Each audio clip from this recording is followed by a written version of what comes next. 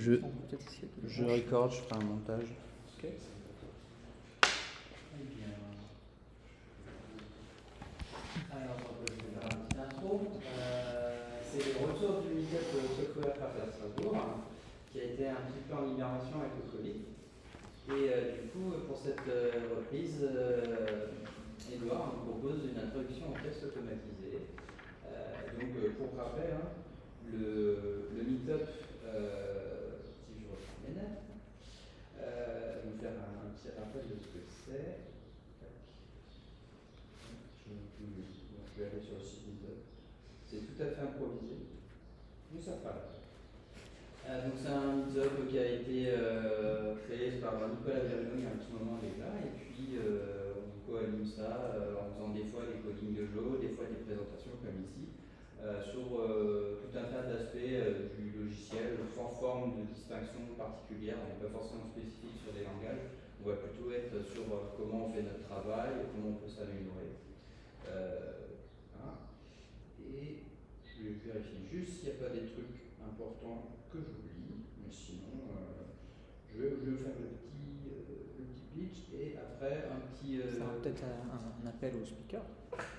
Un appel au speaker, il faut que j'écrive les sites pendant le truc. Mais oui,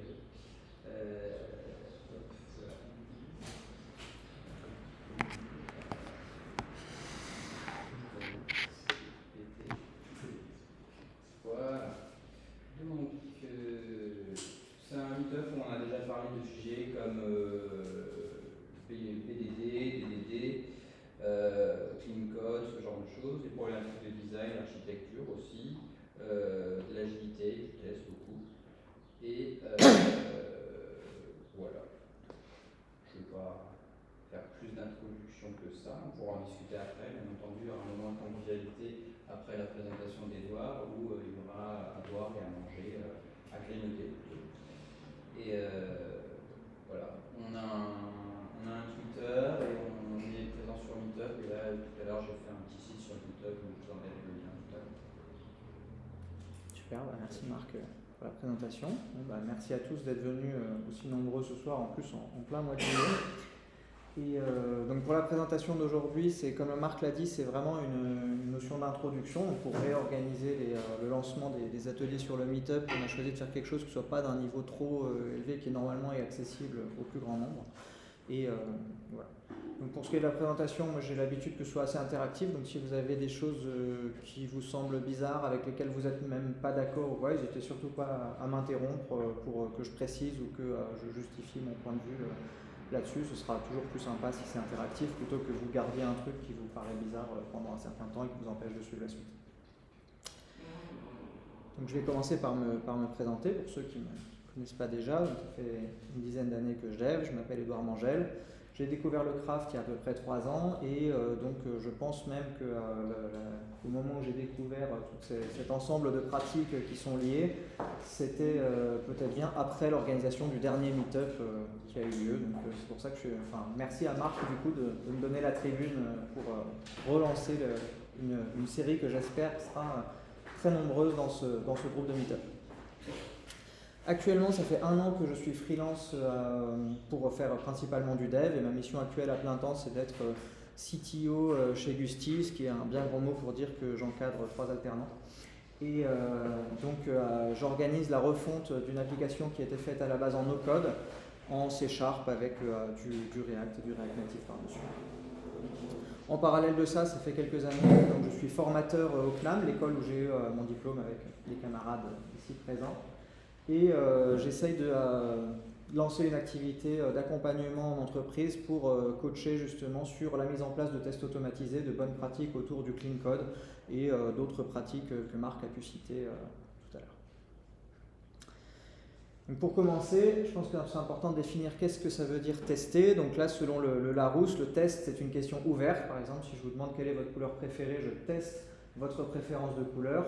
Alors que par contre, à l'opposé, si on fait une question fermée, est-ce que vous aimez le bleu et que vous pouvez répondre par oui ou par non, là par contre c'est une vérification de votre affection pour une couleur. Le mot anglais étant de test, là aujourd'hui, dans tout le cadre de cette présentation, je vais bien évidemment utiliser le mot test dans le sens de vérification. et pas dans le sens de questions ouvertes. Je vais aborder 3 principaux concepts au niveau de cette présentation. Donc la première, c'est déjà pourquoi est-ce que c'est intéressant d'automatiser les tests. Ensuite, quels sont les différents types de tests. Et enfin, je vais vous donner quelques pratiques qui me semblent vraiment nécessaires ou en tout cas très bénéfiques quand on cherche à lancer la pratique de l'automatisation des tests.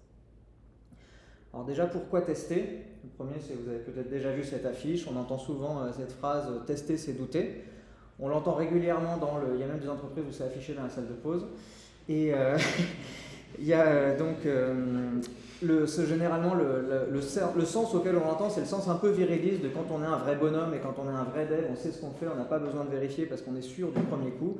Au contraire, moi je trouve que tester c'est douter, c'est exactement aussi mon motto, mais je trouve au contraire que c'est vraiment très sain de douter pas forcément que ce qu'on a fait ça marche, mais de douter que on n'a pas cassé une fonctionnalité qui était existante avant qu'on commence à toucher au soft, que la réponse aux besoins du métier et qu'on apporte de la valeur à nos utilisateurs, je trouve ça sain de plutôt en douter et d'en être sûr, en tout cas qu'on a bien répondu à cette problématique et qu'on offre à nos utilisateurs un logiciel qui est meilleur qu'au moment où on l'a touché, quoi.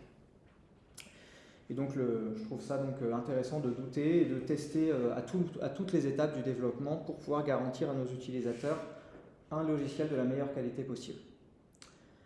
Donc déjà aussi pourquoi est-ce que c'est intéressant de tester? Au niveau des concepts sous-jacents, il y a le concept de boucle de rétroaction ou boucle de feedback qui est que en gros quand je lance une action, j'essaye de voir quelle est la réaction du système dans lequel j'évolue et quelle va être donc la réponse à mon action. Par exemple, si j'essaye de pousser quelque chose, il va y avoir ma main qui bouge et la rétroaction, ça va être est-ce que j'ai bien réussi à faire bouger ce truc-là. Par exemple, si je joue au basket, je lance la balle, c'est mon action et je vois au moment où la balle retombe, est-ce que j'ai réussi à la faire retomber au bon endroit. Et donc ça, la boucle de rétroaction, en fait, c'est quelque chose qui est intéressant d'avoir de façon courte ce que les tests automatisés proposent. C'est-à-dire que je fais un développement et je veux être sûr que l'action sur la base de code du développement que je viens de rajouter a été exactement celle que je souhaitais et non pas autre chose. Donc si je n'ai pas de test automatisé, je suis obligé de le compiler mon application, de la lancer, de faire manuellement les actions qu'un utilisateur ferait et enfin seulement j'ai ma réponse sur est-ce que les actions que j'ai entreprises dans ma phase de développement ont eu l'action escomptée sur le système. Avec les tests automatisés, je lance mon test, j'ai la réponse instantanément ou presque. Et donc, en fonction du type de test, on verra qu'il y a différentes rapidités, mais en tout cas, ça me raccourcit la boucle de rétroaction et c'est ce qui fait que je suis en capacité d'apprendre sur mon système et sur ma propre pratique beaucoup plus rapidement que si je teste à la main. Et donc là, en ayant une boucle de feedback courte, on garantit de réduire le gaspillage de ressources parce que dans un processus de développement classique où je développe pendant 1 heure, 2 heures, parce que je n'ai pas forcément envie de lancer mon application toutes les 2 minutes, parce que ça prend du temps de la lancer, de remplir les données, de saisir les données, de cliquer sur les boutons, enfin bref, d'avoir les interactions nécessaires. Peut-être que je vais développer pendant 2 heures alors qu'en fait j'ai introduit un comportement qui n'est pas celui souhaité il y a 1h30 et j'ai développé par-dessus et donc pendant 1h30 potentiellement j'ai gâché des ressources alors que j'aurais pu savoir tout de suite que je n'allais pas dans la bonne direction si j'avais automatisé la vérification. Et donc, l'autre chose intéressante, c'est qu'un test, ça coûte au moment où on l'écrit. De toute façon, dans l'informatique, ce qui coûte la majorité des ressources, c'est le temps du développeur qui passe dessus, enfin de toutes les personnes en tout cas, qui font partie des différents métiers de l'IT qui passent sur une tâche. Et donc, le fait d'automatiser une vérification fait que une tâche qu'on mettrait 2 minutes à exécuter, si elle ne met plus qu'une demi-seconde, un test à partir du moment où, par exemple, je dis n'importe quoi, on met 10 minutes à l'écrire, on le lance 5 fois et ça y est, il a déjà été rentabilisé en termes de coût de main-d'œuvre. Donc c'est pour ça que c'est intéressant. Et je vais développer un peu ce point-là parce qu'il me semble vraiment important pour arriver à convaincre des bienfaits d'automatisation des tests. Donc, pourquoi est-ce que c'est rentable pour une organisation avec 3 échéances temporelles différentes? Donc la première, à court terme déjà, c'est que quand on commence à avoir des premiers tests dans notre application, on commence déjà à avoir une sérénité qui augmente quant à la qualité de nos développements. Parce que déjà, on n'est plus obligé de reposer sur des actions manuelles qui sont fastidieuses, que peut-être on va oublier ou que peut-être parfois même il y a certains comportements qui risquent de nous échapper. Ensuite, quand on commence à avoir des tests automatisés, ça aide au développement parce qu'en réduisant le temps de la boucle de rétroaction, on est beaucoup plus fréquemment en confiant sur le fait qu'on part dans une bonne direction et que les nouveaux comportements qu'on vient d'implémenter sont bien ceux qu'on souhaite et qu'en plus on n'a pas cassé de comportement existant. Donc le niveau de sérénité augmente et ça nous aide au développement parce que déjà ça réduit le temps qu'on passe à lancer et à débugger l'appli. Autre gain à court terme, c'est que ça explicite l'intention derrière le code et ça commence à contribuer à la documentation. Donc les commentaires, la documentation, c'est nécessaire. Je ne dis pas du tout que c'est quelque chose qu'il faut enlever, mais par contre, c'est quelque chose qui, si on n'a pas des process rigoureux de mise à jour et de maintenance, qui eux aussi sont coûteux, alors les commentaires, la documentation externe peuvent mentir, alors que les tests garantissent en temps réel, on est sûr qu'ils sont absolument synchronisés avec la base de code sur laquelle on travaille. Ensuite, à moyen terme, déjà, on a un temps de recette qui est réduit. Donc, quand c'est des équipes séparées qui font la recette par rapport à l'équipe qui développe, ben, on peut assez régulièrement voir que l'équipe de recette, elle va trouver de moins en moins de choses. En tout cas, les cas triviaux ne seront plus détectés par l'équipe de recette parce que quand on leur aura livré, on saura que ça fonctionne et il n'y aura pas besoin qu'ils passent trop de temps dessus. Donc du coup, ça peut améliorer la qualité du travail de l'équipe de recette. Parce que comme on les soulage des tâches qui sont vraiment le test des cas nominaux, le test, on va dire, des cas non passants les plus fréquents, ben, ils peuvent aller se concentrer sur des tests à plus forte valeur ajoutée, comme des tests exploratoires ou vraiment des tests à monkey testing, ou bref, toutes les techniques que ces équipes-là peuvent mettre en place. Et donc ensuite, on a aussi, donc, comme je le disais, un nombre de régressions qui va forcément baisser, parce que comme on les récupère plus vite, elles vont coûter moins cher. Et donc leur impact sera plus faible parce qu'on n'aura pas basé des jours ou des semaines de développement par-dessus un comportement qui n'était pas bon à la base. Ensuite, le fait d'avoir des tests, ça vous force à architecturer votre code d'une manière qui est découplée. Parce que si vous avez une big ball of mud, enfin vraiment du code spaghetti, ça va être très très compliqué d'aller introduire des doublures, d'aller observer des comportements de votre application à des endroits précis du code. Et donc, le fait d'avoir des tests va naturellement forcer les développeurs à avoir une architecture qui est plus modulaire et qui sera plus facilement testable. Et donc ça, c'est un bénéfice assez rapide parce que le développement de nouvelles fonctionnalités va être plus facile quand on est dans une architecture modulaire que dans un code qui est fortement couplé et qui fait qu'à chaque fois qu'on touche quelque chose, on est obligé d'aller modifier, d'aller répercuter des modifications à plein d'endroits ou pire, de retester l'appli de manière vraiment très poussée parce qu'on a peur d'avoir introduit une régression dans du code qui n'était même pas spécial, enfin dont on pensait qu'il n'était pas lié. Enfin, à long terme, un des gros avantages de l'automatisation des tests, c'est qu'on va limiter l'entropie et le pourrissement du code et la dette technique sera plus facile à rembourser. Parce que si on a un filet de test de sécurité qui nous permet de détecter les régressions ou qui en tout cas qui verrouille les comportements souhaités de l'application, ça va être beaucoup plus facile d'aller modifier la structure du code et de modifier la manière d'implémenter la réponse aux besoins du métier parce qu'on aura en temps réel ou en tout cas de manière très rapide la réponse sur la question est-ce que j'ai cassé quelque chose ou est-ce que mon appli fait toujours ce que je veux qu'elle fasse. Le coût des bugs va diminuer, donc là pour des raisons que j'ai déjà mentionnées dans les deux premières étapes, mais c'est beaucoup plus facile quand on a beaucoup de tests automatisés de détecter des bugs et donc de ne pas passer trop de temps à investiguer, quoi.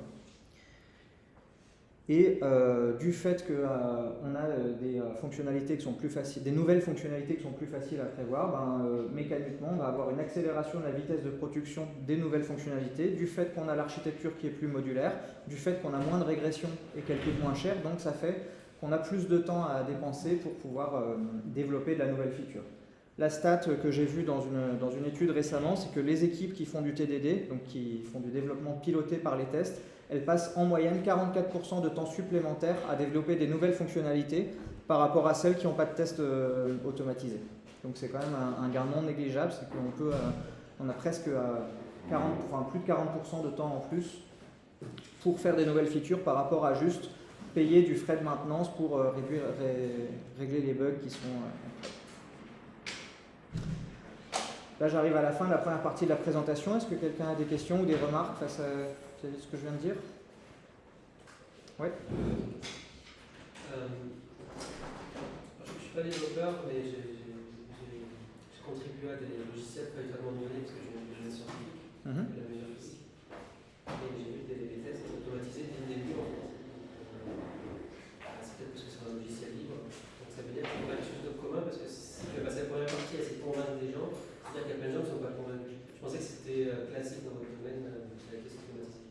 Donc c'est-à-dire qu'une grosse partie de la... Disons que c'est l'état de l'art, mais j'ai bossé sur beaucoup plus de projets sans test automatisé que de projets avec des tests automatisés.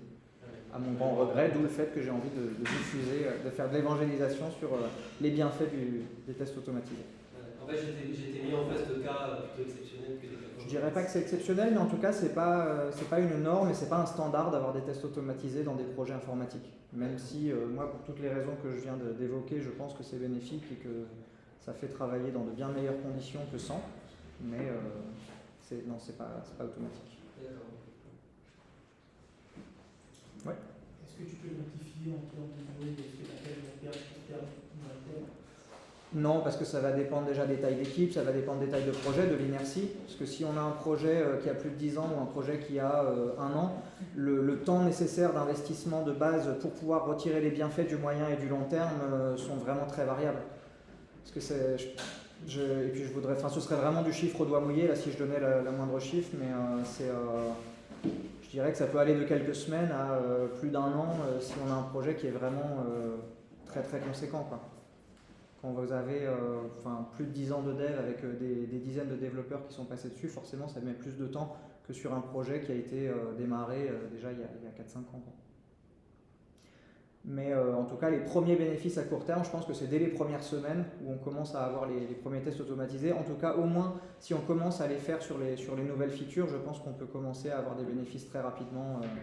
Là, quoi. Si tu arrives à trouver un endroit où tu arrives à t'extraire du legacy, où tu es un peu, on va dire, dans une zone où tu n'es pas couplé au code existant, bah là, les bénéfices sont quasiment instantanés. À condition de ne pas prendre en compte le temps d'apprentissage qui, lui, est complètement décorrélé de ce que je dis là, quoi. Oui. Une question, j'ai déjà entendu l'affirmation pour dire si je travaille en TDD, je mets 3 fois plus de temps à développer la même fonctionnalité. Est-ce que ça c'est vrai? Ou le temps gagné, est-ce qu'il va se quantifier plus après avec le temps? Ou c'est une fausse affirmation? Alors TDD, je voudrais fâcher la religion de personne, hein, mais je trouve que moi je pense que c'est complètement faux. Et que les gens qui trouvent qu'ils mettent 3 fois plus de temps à faire du TDD, soit c'est parce qu'ils appliquent une politique de test que je vais décrire plus tard dans la solution et que je trouve suboptimale, soit c'est parce qu'ils prennent en compte le fait qu'ils ne savent pas vraiment faire du TDD et que donc du coup on mélange le temps d'apprentissage et le temps de développement.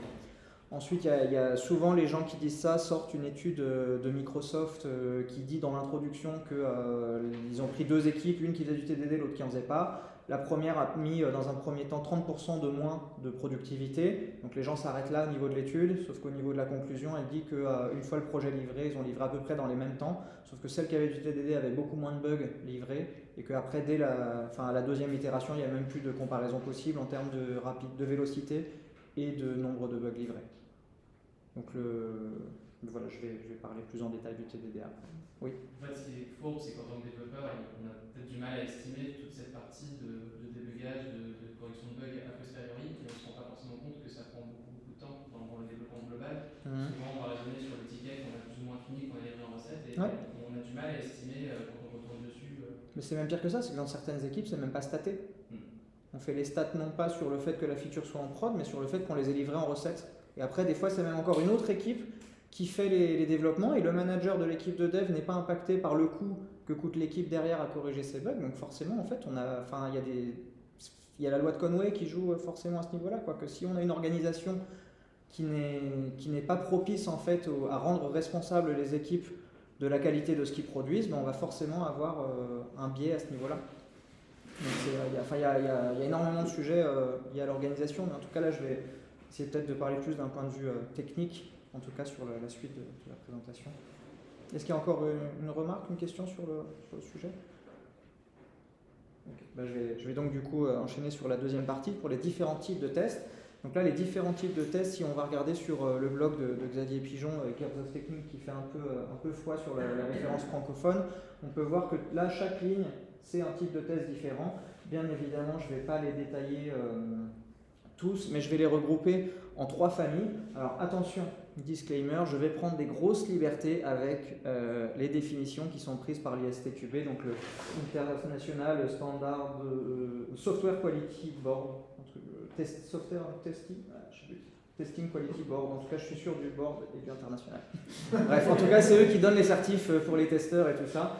Je pense que je ne passe pas l'assertif avec les termes que je vais employer, mais gardez juste que c'est pour simplifier et pour présenter des catégories de tests, sachant que bien évidemment on peut découper et il y a certains types de tests qui sont à cheval entre deux catégories que je vais définir ici.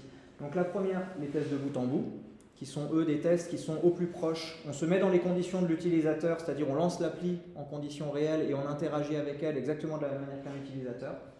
Des tests d'intégration, qui sont des tests qui font travailler différents composants entre eux, et des tests unitaires. J'ai mis la slide disclaimer, j'espère que tu l'as pris aussi en photo, parce que sinon je sais que c'est celle-là qui peut m'apporter des problèmes sur Twitter. Donc, ces trois familles de tests, on a tendance à les schématiser, en tout cas au sein d'un projet, généralement avec ce qu'on appelle la pyramide des tests.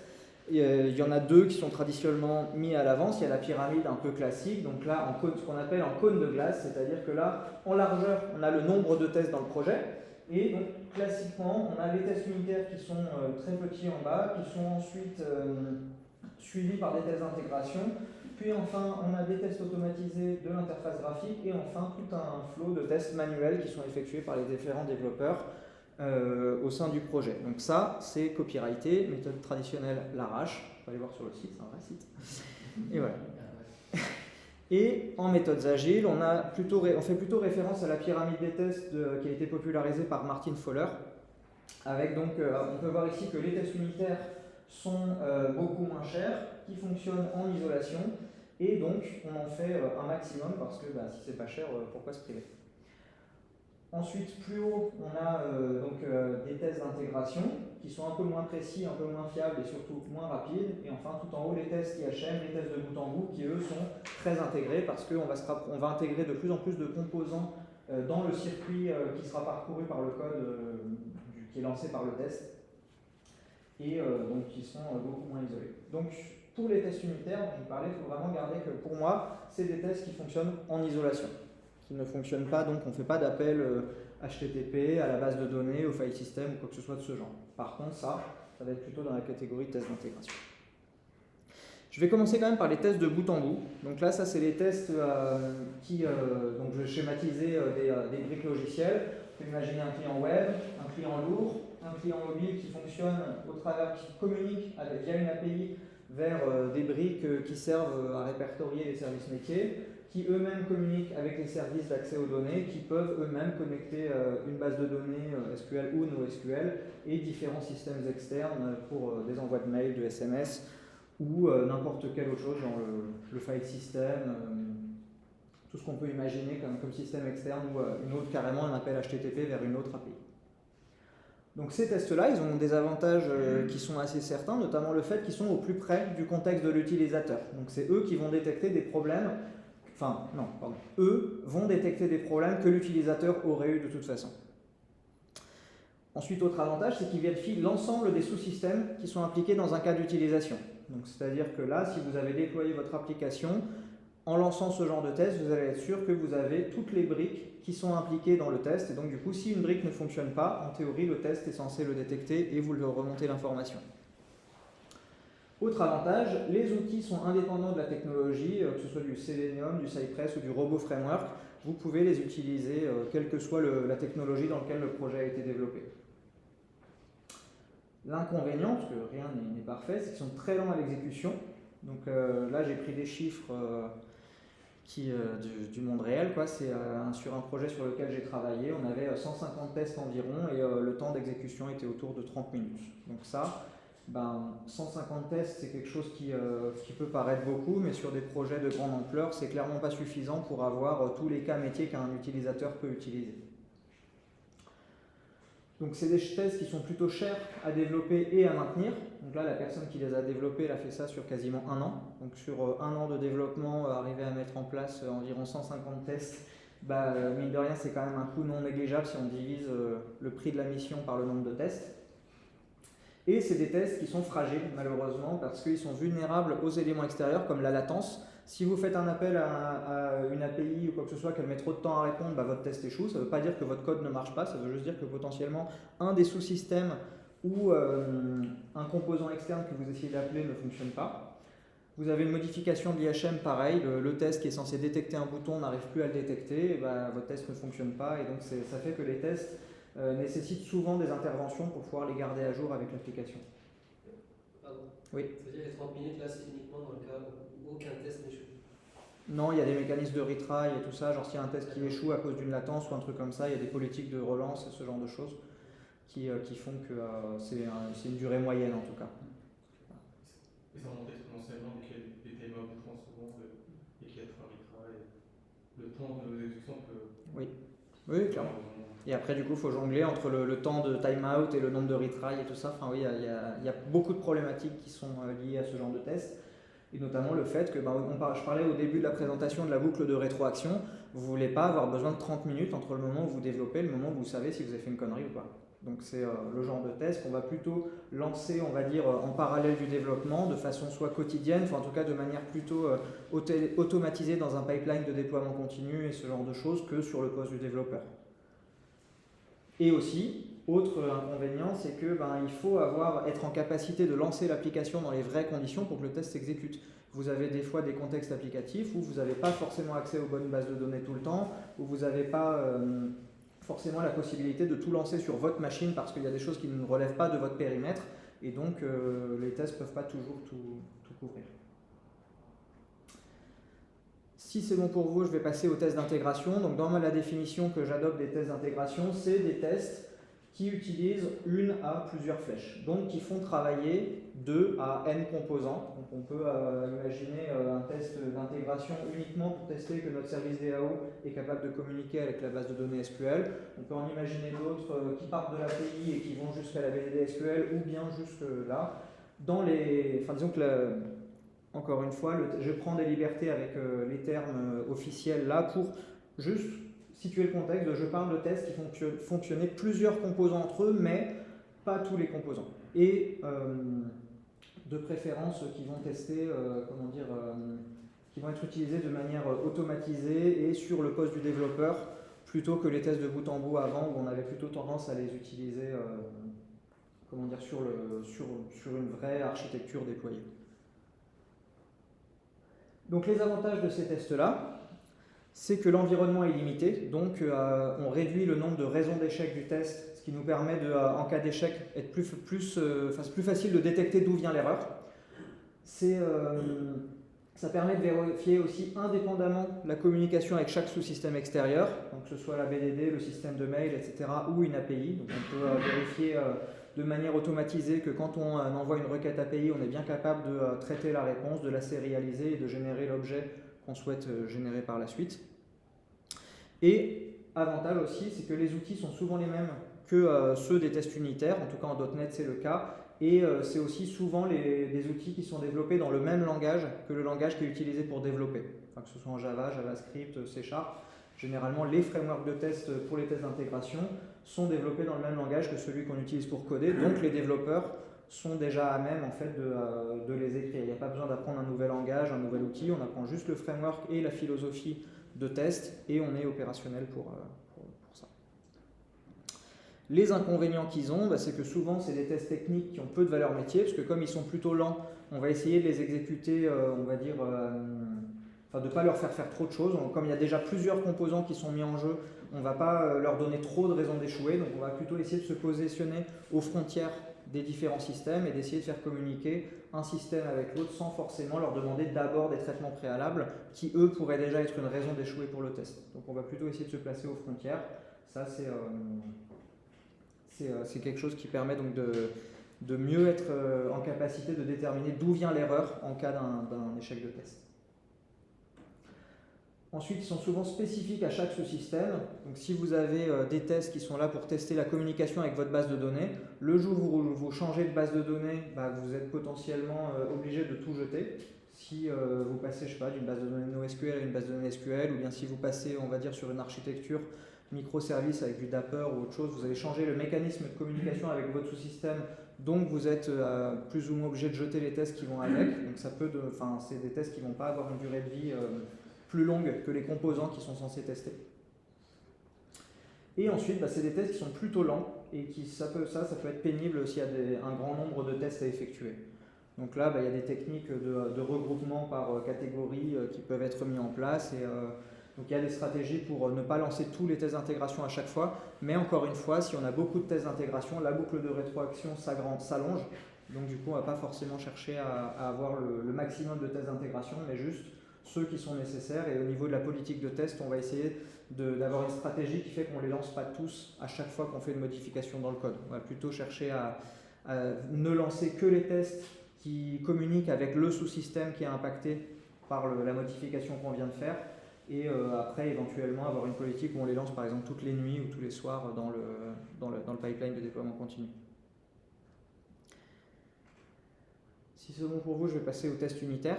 Ouais, vas-y. Juste pour donner un exemple en termes de durée de cette intégration. Sur ma mission actuelle, on a 1600 scénarios de tests d'intégration, mais faisons aussi des tests end-to-end. Le build prend environ 10 minutes. Le build ou l'exécution avec? Le build avec le déploiement. D'accord. Avec le déploiement dans un conteneur et l'injection du jeu de données. On en a en tout pour 10 minutes. D'accord. 10 minutes, c'est encore court pour 1600 tests d'intégration. S'il y a le déploiement et tout, c'est correct. C'est bien optimisé. Hein? C'est bien optimisé. Ouais, c'est bien optimisé, ouais. Mais après, encore une fois, on n'a pas envie d'attendre non plus 10 minutes à chaque fois qu'on fait une petite modif dans le code pour vérifier si on peut continuer à développer et si on est dans un truc. Non, c'est pas tout à fait ça qu'on va chercher à tester. Et donc pour ça, on va donc essayer de maximiser le nombre de tests unitaires qui sont développés. Donc pour moi, les tests unitaires, ce sont des tests qui fonctionnent uniquement à l'intérieur des frontières d'un sous-système et qui ne vont pas aller impliquer de code qui communique avec un système externe ou avec un module qui n'est pas celui dans lequel on le lance. Donc, il y a souvent une guerre de religion sur la terminologie. Et donc là, vraiment, donc j'insiste là-dessus, c'est des tests qui doivent fonctionner en isolation. Et donc, ils ne doivent vivre que dans la RAM. Donc, on évite toutes les dépendances au file system, à des appels API ou à quoi que ce soit qui pourrait être une raison d'échouer. Pour des raisons toutes simples, par exemple, déjà on veut tester uniquement le code métier, le code qu'on vient d'écrire. Généralement, on les utilise beaucoup pour du code métier. Et pour des fois des raisons d'échec toutes bêtes, qui est que vous avez votre PC qui est sur un environnement Windows, par exemple, vous lancez votre test sur un environnement Unix. Si vous faites appel au file system, vous avez une raison d'échouer qui n'est pas forcément celle que vous voulez vérifier dans les tests unitaires, mais donc c'est plutôt le rôle de les lancer dans le test d'intégration. Par exemple, juste l'encodage différent sous Windows ou sous Linux, ça peut être déjà une source d'échec de test qu'on n'a pas forcément envie d'avoir sur des tests qu'on lance tout le temps. Les tests unitaires, ça sert le métier, quelque part. Il y a plusieurs écoles. Mais dans ma vision, oui. C'est tout le code métier doit être absolument testé, mais je vais développer sur toute cette partie. Si je peux Oui, bien sûr. sûr. Si on a un Docker, on a créé un conteneur, avec tout ce qui est pipeline et tout ça, là, ça ne risque pas d'échouer. Non? Non, c'est exactement ce que je décrivais, c'est que souvent le Docker il est sous Linux. Oui, Et par exemple, moi je développe en .NET, donc j'ai une machine Windows. J'utilise un plugin pour le Behavior Driven Development qui s'appelle SpecFlow. Et dans mes scénarios, je les écris en Gherkin et il y a des accents dans certains scénarios. Les accents n'étaient pas interprétés comme il fallait sous Linux. Donc du coup, dans ma pipeline de déploiement, on a dû trouver une solution pour faire en sorte que l'encodage ne soit pas un problème pour trouver quel est le code à automatiser. Et donc ça fait que le test il est censé être en isolation et pourtant même dans un conteneur qui est censé être isolé, c'est pas les mêmes conditions d'exécution que la machine. Donc un test unitaire normalement ne doit pas échouer pour ce genre de raison. Il doit échouer uniquement parce que le code qu'on a ne remplit pas le besoin qu'on a. Et donc il ne remplit pas il n'est plus capable d'être vérifié comme il faut par le test. Donc les tests unitaires, il y a deux écoles. Et la première, c'est celle que j'avais apprise à l'école il fut un temps, où on teste par classe, par fonction, et où le mot unitaire a tout son sens, et où c'est l'unité qui est attribuée au mot test unitaire, c'est une unité de code. Donc un module, que ce soit une classe, une fonction ou autre chose, mais on décide donc d'écrire ces tests, on décide d'écrire ces tests parce qu'on veut tester des fonctions et des classes. Donc cette école-là, ça revient à tester l'implémentation de la réponse au métier. Et donc ça force un couplage entre le test et l'implémentation, et donc ça c'est quelque chose qui est rigide et fragile, parce que déjà à chaque fois que vous faites une modification du comportement de votre code, peut-être que si vous enlevez ou si vous rajoutez une responsabilité à une de vos fonctions ou à une de vos classes, eh bien vous avez besoin d'aller toucher les tests qui concernent ce module de code. Donc là, le couplage, de toute façon, c'est quelque chose qu'on va toujours chercher à fuir. Et donc, cette école de test où on va chercher à avoir un miroir, entre guillemets, entre les modules de code et les modules de test, ça fait qu'on a des problématiques de maintenabilité qui sont énormes. Et souvent, tu parlais avant du TDD qui est trop lent à faire, souvent c'est ça.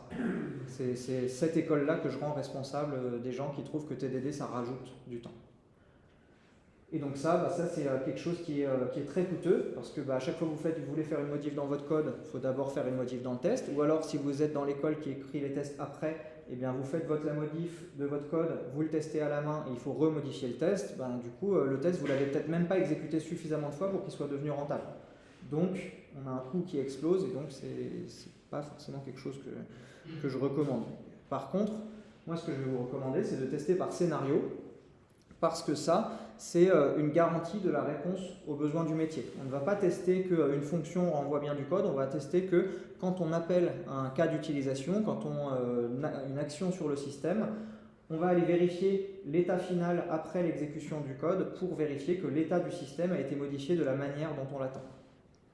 Donc ça permet de refactorer très facilement, rapidement et en toute sécurité, parce que comme votre code, votre test n'est pas couplé à la manière dont vous avez écrit votre code, mais aux actions qu'il a sur le système, vous pouvez modifier l'implémentation en toute sérénité et sans avoir à remodifier vos tests. Vous avez des tests qui ont donc un bien meilleur retour sur investissement, parce que vous les écrivez une fois et ils ont une durée de vie qui est beaucoup plus longue que si vous deviez les modifier à chaque fois que vous modifiez votre code de prod. Et en plus de ça, l'autre effet pervers de tester par fonction ou par classe, c'est que vous avez un niveau de confiance dans vos tests qui est très relatif, parce qu'à chaque fois, ça repose sur le fait que vous avez bien testé cette implémentation du code. Mais que si, par exemple, des fois, les données que vous allez recevoir dans votre fonction changent, peut-être que vous allez avoir des données qui ne seront pas prévues par vos tests, et qu'en tout cas, c'est des modifications qui sont coûteuses et qui sont dangereuses. Alors que si on modifie par scénario, on va tester un peu plus haut niveau, entre guillemets, mais on va vérifier que l'exécution du code modifie le système de la manière où on l'attend. Et donc ça garantit une certaine robustesse des tests qui font qu'on n'est pas dépendant du code de prod, mais uniquement du fait que la spec change. Si votre test, normalement, s'il est bien écrit, il a beau être unitaire, si vous testez un cas d'utilisation métier, vous n'avez pas besoin de le réécrire à moins que la spec soit modifiée. Ensuite, la métrique de couverture de code, donc qui mesure le nombre de lignes de code de production qui est parcouru par des tests, il devient, je ne vais pas dire qu'il est plus représentatif, parce que la couverture de code, ce n'est pas une métrique que je trouve très représentative d'autre chose que du nombre de problèmes qu'on peut avoir par surprise en prod. Et donc, mais par contre, en tout cas, la couverture, si on dit qu'on a une couverture de code de 100%, on peut imaginer qu'on a couvert à peu près tous les cas nominaux au moins, et qu'on a couvert éventuellement peut-être quelques cas aux limites. Et donc, l'autre avantage non négligeable de ça, c'est que j'ai parlé du fait que les tests peuvent participer à la documentation, mais c'est quand même beaucoup plus facile de tirer des conclusions documentaires de tests qui sont basés sur des cas métiers que sur des tests qui vérifient juste des fonctions ou des classes. Donc là, si on écrit nos tests en utilisant par exemple le principe DAMP, D-A-M-P, c'est Descriptive and Meaningful Phrases. Donc c'est pour dire en gros, on va essayer d'écrire notre code comme de la prose, en tout cas avec des noms de fonctions qui sont peut-être longs, mais qui décrivent vraiment ce qu'on va chercher à exécuter et à vérifier comme comportement. Et on peut après brancher là-dessus des plugins de documentation vivante. Et pour ça, je vous invite à voir la presse de Marc à l'Agile Tour il y a quelques temps, parce que ça vous donnera beaucoup de ressources si c'est quelque chose qui vous intéresse sur la génération de documentation vivante à partir des tests. Avantage de cette deuxième école, déjà ça accélère le développement, parce que quand on peut modifier son code à tout moment et en toute sécurité, on peut aller plus vite dans le développement. Ça réduit les régressions et ça améliore la qualité, puisque si on n'a pas besoin de modifier nos tests à chaque fois qu'on modifie le code, on va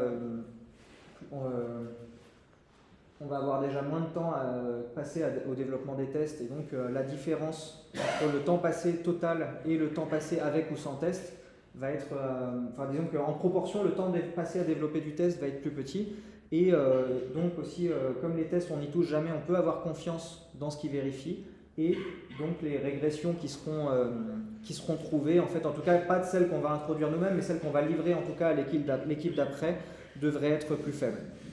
Et pour l'amélioration de la qualité, un code qu'on n'est pas capable de refactorer à moindre coût, parce qu'à chaque fois, soit il faut réécrire des tests, soit il faut aller casser des dépendances et tout ça, c'est du refactoring qui ne sera pas fait, parce que dès qu'il y aura un coup de bourre, on va délaisser la qualité, alors que quand on est capable de faire le moindre refactoring en toute sérénité, on va avoir plus tendance à utiliser le principe du Boy Scout, à toujours à chaque fois quand on voit un petit truc qui est plus d'actualité ou qui est pas très beau, de pouvoir le nettoyer, on lance les tests, on est serein sur le fait qu'on n'a rien cassé et on peut passer au suivant, etc.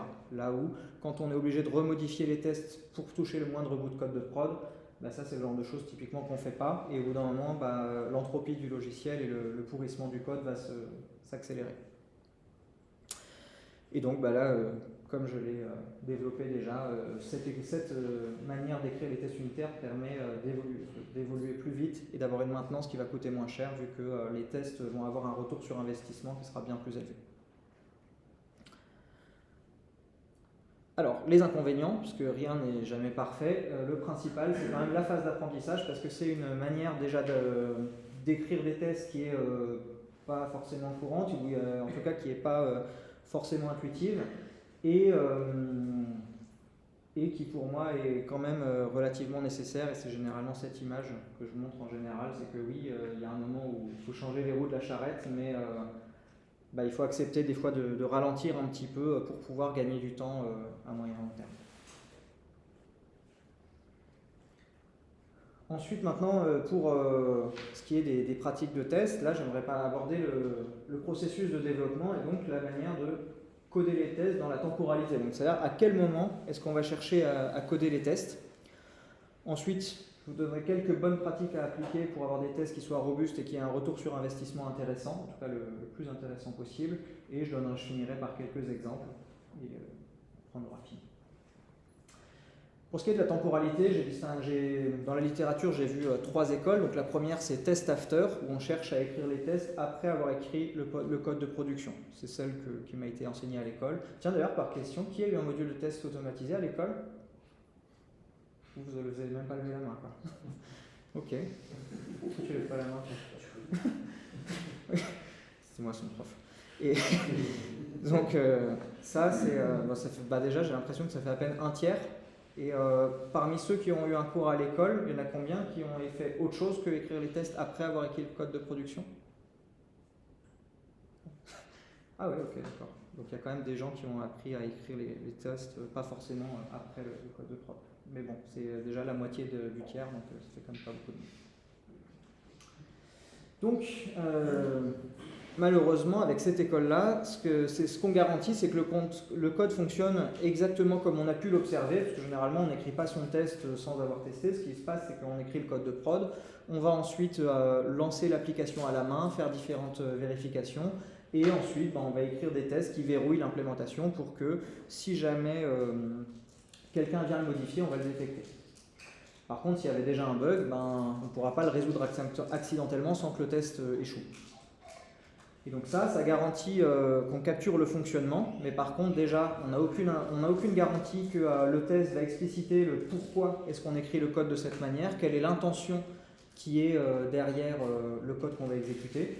Et autre problème de ça, c'est qu'on a un biais de confirmation assez certain, parce que c'est assez difficile déjà de remettre en question tout ce qu'on vient de coder et de vérifier. Et donc on va généralement pas trouver les cas aux limites qu'on n'a pas déjà trouvé avant en fait. C'est pas le fait d'écrire le test qui va faire qu'on va détecter des bugs, c'est plutôt juste les tests manuels qu'on va faire avant d'écrire le test. Donc le test en lui-même, pour moi, il a une valeur qui est quasiment uniquement des tests de régression. D'ailleurs, petite remarque, les biais de confirmation, il a le fait d'avoir ce biais de confirmation.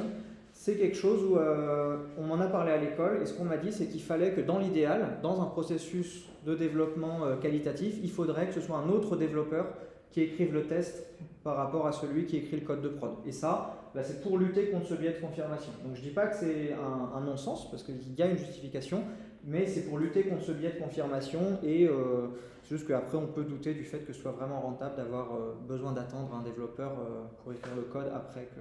Ouais. C'est quelque chose qui peut être pratiqué quand on fait du pair programming. Oui. La première personne qui écrit le test, c'est la deuxième personne. Ah oui, mais attention, là, je suis en test after. En test after, ouais. Oui. Tu parlais de quelqu'un qui écrit. Tout à fait. Différent qui écrit. Oui, oui. Là, c'est vraiment en termes d'appropriation du code, de ownership, c'est temps vers zéro. Oui. Oui, J'en parlais tout à l'heure, tu parlais justement d'assumer un peu le code qu'on produit, la qualité du code qu'on produit. Là, on est en train de. C'est un peu comme l'équipe du support qui fait le support de l'autre équipe. Oui. Oui, c'est souvent lié. Hein. Enfin, c'est ouais. C'est même pas vraiment du silo parce qu'il y en a un qui fait le truc et qui le balance à un autre, donc c'est plus du pipeline quoi. On fait voyager des spaghettis dans un gros tuyau et ça passe d'équipe en équipe. Donc ensuite, ces tests-là, ça évite pas le code mort, parce que vous ne pouvez pas garantir que tout le code va être parcouru par vos tests. Ça aide pas non plus à la qualité de code, parce que vu que vous écrivez le test après, si vous modifiez le code après avoir écrit le test, potentiellement vous allez pas le faire déjà. Et ensuite, peut-être aussi que la qualité, vous serez même peut-être empêché de modifier votre test parce que faire du test after sur du comportement, c'est quasiment impossible. C'est généralement du test after, c'est plus fait sur du test de fonction et de classe que sur du test de scénario. Donc encore quelque chose qui fait que je ne suis pas hyper fan du test after. Et c'est en plus des fois super difficile parce que le code n'a pas été pensé pour être testable, donc les dépendances sont codées en dur, on n'a pas forcément utilisé des interfaces pour pouvoir découpler facilement les différents modules, et donc on est obligé souvent de faire des tests qui englobent plus de modules que ce qu'il faudrait pour avoir du test vraiment unitaire, et c'est pour moi une des explications du pattern cône de glace qu'on voit dans beaucoup d'organisations, qui est que comme les tests sont écrits après, c'est quasiment impossible en fait de faire des tests unitaires parce qu'on ne peut pas se découpler du code, puisque on peut appeler que certaines méthodes qui elles-mêmes appellent des dépendances externes, et donc du coup comme on ne peut pas s'interfacer et moquer la dépendance, ou là en tout cas lui fournir une doublure, on est obligé de faire des tests d'intégration ou des tests de bout en bout. Et comme je l'ai dit avant, quand on fait cette école de test, donc on écrit le test après le code de production, pour moi la seule valeur qu'on peut attendre de nos tests, c'est les tests de régression, et à peine plus parce que, pour toutes les raisons que j'ai évoquées là. Autre école de test que j'ai pu voir dans la littérature, mais je ne l'ai jamais vu appliquée en vrai, c'est la méthode test first, qui nécessite de faire toute la conception et qu'elle soit valide. Donc où on va prendre les specs, on va filer ça à une équipe d'architectes qui va faire la conception de l'application, qui ensuite vont écrire tous les tests et qui vont donner ensuite les specs et les tests à une autre équipe pour qu'eux fassent l'implémentation. Donc ça, apparemment, c'était censé être utilisé dans le cadre de développement outsourcé, donc où on avait des équipes aux États-Unis qui faisaient l'analyse des specs, la rédaction des tests automatisés et qui filaient ça à des pays du tiers-monde. Je crois que l'histoire a montré que ce n'était pas une technique très efficace en termes de retour sur investissement. C'est vrai qu'on n'est pas obligé d'aller aussi loin que le tiers-monde. Mais... Voilà. Et c'est quelque chose qui n'a pas vraiment marché. Donc je ne vais pas m'éterniser dessus et je vais plutôt insister donc, sur le test-driven development, où on va écrire le code de test avant d'écrire le code de production en respectant une discipline qui consiste à respecter 3 étapes. Donc la première, c'est d'écrire un test pour lequel le code n'est pas encore écrit et dont on va vérifier que le test échoue pour être sûr que c'est bien le code qu'on va écrire après qui fait que le test passe. Ensuite, on va essayer d'écrire le minimum de code pour faire passer le test.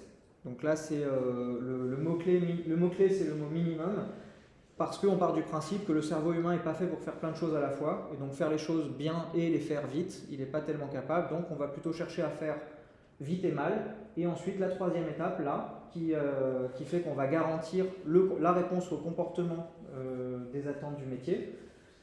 va être donc réusiné. On va faire tous les refactorings nécessaires pour que le code soit dans un bon état, mais en ayant le filet de sécurité des tests qui nous garantit qu'on n'est pas en train d'introduire une régression et que l'application fait bien le comportement qu'on attendait, que en tout cas le comportement souhaité est bien implémenté. Donc cette boucle de développement est souvent montrée comme le cycle Red Green Refactor. Donc ça, c'est la littérature. Donc ça a donc quelques avantages. Le premier, c'est que le code, quand on associe le TDD avec l'école de développement de test par scénario et non pas par fonction et par classe. Tu parlais avant, tu as des gens qui disent que ça prend 3 fois plus de temps de faire du TDD. Bah en fait, moi je mets, je ne vais pas dire ma main coupée, mais je suis prêt à parier gros qu'en fait leur méthode de test, c'est de tester par scénario ou par classe et pas tester par comportement métier. Sinon, en fait, ça ne prend pas spécialement plus de temps. Donc le fait que le code émerge des contraintes du métier, je pense que ça garantit une bien meilleure réponse aux besoins du métier que si on n'était pas en train de faire des tests ou si on n'était pas en train de faire du TDD. Déjà rien que parce que si vous n'avez pas un besoin qui est clair de ce qu'attend votre client, vous ne commencez pas à développer. Vous estimez que je ne sais pas quoi tester, donc je ne sais pas ce que je dois développer, donc il faut que j'aille demander les informations nécessaires au métier avant de pouvoir commencer à développer. Plutôt que de commencer à développer en se disant bon, il doit vouloir un truc de ce genre, et après se retrouver avec la moitié du code qu'on a produit qui ne sert à rien, quoi.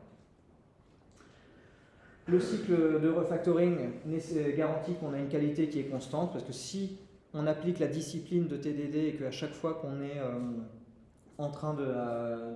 à chaque fois qu'on vient de faire passer un test, on fait un refactoring, même s'il est minime, on sait qu'on aura du code qui va non seulement répondre aux besoins métiers, mais qui ne sera pas rempli de code smell et de couplage avec des modules qui ne sont pas censés être couplés entre eux. Ensuite, là, la couverture de code par les tests, elle est proche de 100% parce que vous n'êtes pas censé écrire du code qui n'est pas justifié par le besoin d'un test. Et donc ça garantit non seulement que la couverture de code est élevée, mais que aussi il n'y aura pas de développement inutile. On ne va pas violer le principe YAGNI à tous les étages, on ne va pas être tout le temps en train de développer pour plus tard. On écrit juste le minimum de code pour faire passer le test, après on refactor, donc là je rappelle juste refactoring dans le sens où je l'utilise, c'est le fait qu'on change la structure du code sans changer son comportement. Donc le refactoring va juste garantir qu'on n'a pas fait des fonctionnalités en plus, mais juste on a un code qui à tout moment répond aux besoins du métier et le refactoring est censé nous garantir qu'on le fait de la manière la plus maintenable et la plus évolutive possible. Les inconvénients, il y en a quand même, c'est déjà la courbe d'apprentissage qui peut être assez élevée. Déjà rien que sur le fait de se forcer à écrire juste le minimum de code pour faire passer le test, ça peut déjà être un frein pour beaucoup de développeurs, en tout cas j'ai pu l'observer chez pas mal de gens. L'autre truc, le test par scénario, ça peut aussi être une petite problématique sur la courbe d'apprentissage. Et enfin, il y a le fait que les architectures en couches traditionnelles où on a la couche web qui repose sur la couche service qui elle-même repose sur l'accès à la BDD, c'est pas très compatible avec le test-driven development et donc ça nécessite aussi de changer peut-être sa manière d'architecturer le code et d'architecturer les solutions qu'on produit pour nos clients. Et c'est toutes ces raisons-là qui font que la courbe d'apprentissage pour faire un TDD qui soit aussi productif que quand on ne l'utilise pas peut être un peu raide selon comment on est rigide dans notre manière de progresser. Autre inconvénient, c'est que ça nécessite de la discipline parce que si vous ne respectez pas les étapes et que vous écrivez toujours trop de code, que vous ne faites pas toujours les refactoring, en fait l'avantage ici de la qualité constante, on ne va pas l'obtenir. TDD, ce n'est pas une baguette magique où on décrète qu'on fait du TDD et d'un coup la qualité s'améliore. Ça nécessite de faire des efforts à chaque instant, mais en ayant le filet de sécurité des tests qui nous permet de le faire de manière sereine et en garantissant donc une réponse aux besoins métiers permanente. Mais ça ne va pas faire les refactoring à votre place. Si c'est bon pour vous, je vais maintenant aborder l'avant-dernier. Oui. Ouais, j'ai juste une question. Bien sûr. Le test passé par scénario, du coup, par exemple, si je veux par exemple tester que je me suis connecté via Google sur Firefox, par exemple, du coup, ça implique une dépendance externe. C'est compliqué d'isoler à ce moment? Pas. Ce sera forcément un test d'intégration. Parce qu'à partir du moment où on communique avec un système externe ou même un sous-système externe au module dans lequel le code s'exécute, c'est déjà plus un test unitaire, c'est forcément un test d'intégration. Par contre, ce qu'on va faire en général, c'est qu'on va utiliser ce qu'on appelle une doublure pour simuler l'objet qui va nous renvoyer une réponse positive ou négative de Google, là, si c'est ça l'exemple. Et dans le cadre du test, on va dire si j'attends une mauvaise réponse, qu'est-ce que fait mon code? Si j'attends une bonne réponse, qu'est-ce que fait mon code? Et donc Du TDD en test d'intégration, ça c'est quelque chose. le problème en fait, c'est qu'avec le TDD, on va avoir tendance à exécuter ces tests très souvent, parce qu'à chaque modification, on voudrait avoir la réponse de est-ce que la modification que je viens de faire m'emmène dans la bonne direction ou bien est-ce qu'il faut que je revienne en arrière. Ouais, et donc on va plutôt chercher à faire du TDD sur les tests du domaine et donc sur les tests métiers. Et les tests métiers, on va chercher à plutôt les faire avec des tests unitaires et après donc à utiliser des dépendances qui vont être fakées pour pouvoir vérifier que quand je reçois ça de la base de données, alors je vais instancier des objets métiers et les utiliser. Oui. Est-ce qu'on peut se permettre de quand même faire tourner d'autres composants métiers qui sont chez nous, qui ne sont pas forcément des composants vraiment extérieurs? C'est pas tout à fait du test unitaire parce qu'on dépasse un peu l'objectif de tester notre composant, mais d'un autre côté, ça fait se tourner un code qui est à nous. Est-ce que c'est quand même considéré plutôt comme un test d'intégration à ce moment-là? L'unitaire, c'est forcément une doublure du mock et tout? Ou est-ce qu'on peut accepter dans une certaine mesure des mini-tests d'intégration juste entre deux composants métiers chez nous, quoi? Moi, là où je mets la limite, c'est est-ce que ça tourne dans la RAM ou pas?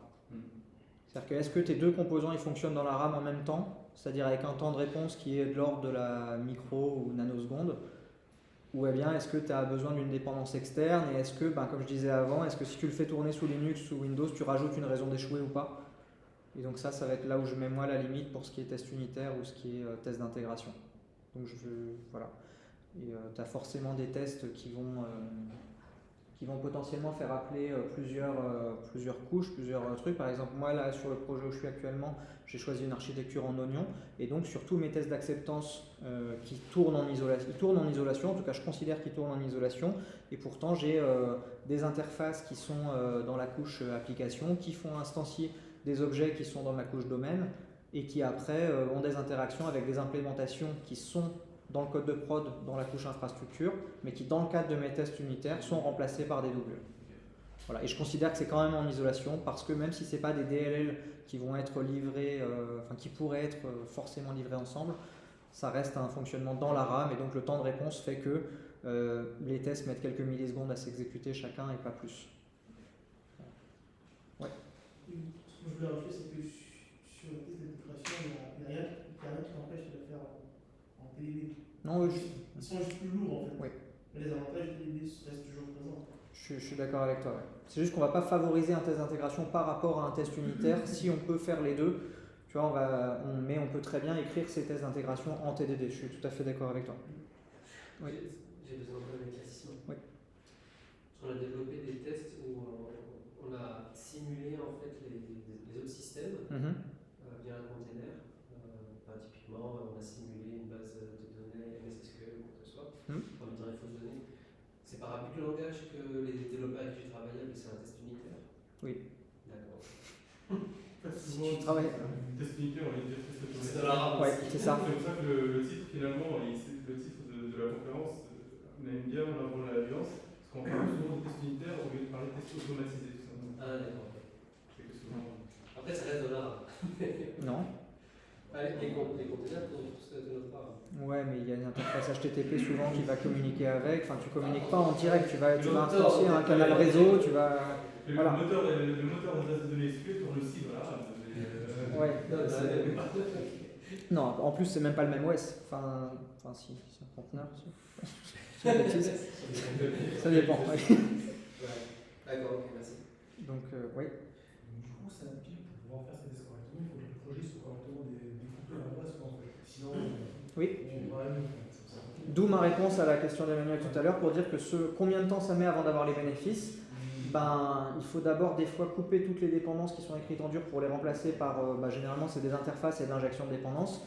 Et ça peut prendre vraiment du temps selon la complexité du projet et selon le nombre de dépendances qui se parlent entre elles en dur dans le code. Donc ça c'était. Mais il y a plein de techniques qui existent pour le faire, on va dire à moindre coût, mais ça reste du temps à investir nécessaire pour pouvoir obtenir les bénéfices des tests. Et comme je le disais avant, par exemple, il y a des architectures où c'est même pas possible. Si on a l'architecture MVC avec un appel à la base de données en dur dans la couche service, on ne peut juste même pas travailler sans base de données. Donc là, il faut d'abord commencer par essayer de fournir d'autres objets au code et trouver un moyen en fait, de fournir les doublures. Et c'est ça qui prend généralement beaucoup de temps quand on veut introduire une automatisation dans un projet existant. Les architectures qui citent un peu plus, l'architecture, ouais. Ouais, c'est les architectures, toutes les dérivées de l'archi hexagonale avec archi hexa, clean architecture, archi en oignon, architecture port et adapteur. J'en ai oublié une. Je sais plus. Enfin bref, tous ces dérivés-là. Tout ce qui en fait force à avoir un découplage par interface des frontières de son système et d'éviter d'avoir en fait des dépendances en dur entre les différents modules. C'est ça pour moi le critère principal pour dire qu'une architecture, elle va être testable ou pas. Est-ce qu'on est capable facilement de changer l'interface qu'on fournit au code qu'on veut tester ou pas? Enfin, l'implémentation de l'interface. Voilà. J'ai Oui. une question concernant une architecture client serveur, par exemple, où la logique métier serait plutôt côté serveur. Qu'est-ce qu'on développe? C'est là la notion de test unitaire est plus très valide. Elle serait plus quoi? C'est essentiellement des tests d'intégration dans ce cas-là. Non, on va avoir des des tests. Le système request-response, Ouais. ce qu'on va vouloir tester aussi, c'est le couple. Et dans ce cas-là, est-ce qu'on est sur un test unitaire? Non. Intégration. Donc c'est toujours du test d'intégration. Non, parce que du côté back-end, pour répondre à l'implémentation du métier, on va avoir des tests unitaires qui, eux, vont servir à traiter la logique métier.